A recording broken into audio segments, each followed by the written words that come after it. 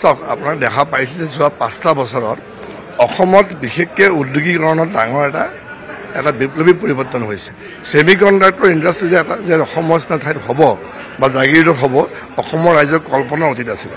এতিয়া গম পাইছে যে বিমানৰ যি আমাৰ মেৰামতি বা ইয়াত নিৰ্মাণ কাৰখানা অসমত হোৱা কথা, যি ধৰণে মুখ্যমন্ত্ৰী মহোদয়ে কৈছে, ই আমাৰ কাৰণে এটা ডাঙৰ সৌভাগ্য যে ইয়াত আমি নিবনুৱা সংস্থাপন আৰম্ভ কৰি অসম আৰু এখন আগুৱাই যাব। কাৰণ প্ৰত্যেকটো ক্ষেত্ৰত অসম পিছ পৰি থকা বুলি এটা সময়ত আমাৰ এটা বদনামে আছিলে।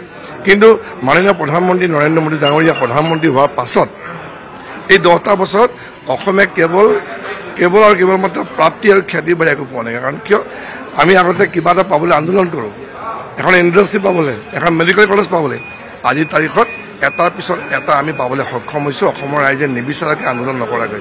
গতিকে আজিৰ তাৰিখত যিধৰণে ক'লে সুখয় বা সেইধৰণে নিৰ্মাণৰ যিটো কাৰখানা বা মেৰামতি হ'ব, এই আমাৰ কাৰণে ডাঙৰ কথা। আগন্তুক সময়ত আমি আশা কৰিম আৰু আহক আৰু উদ্যোগীকৰণ হওক, যাতে অসমত কেৱল চৰকাৰী খণ্ডত নহয় বেচৰকাৰী খণ্ডত যাতে আমি নিবনুৱা সংস্থাপিত কৰিব পাৰোঁ।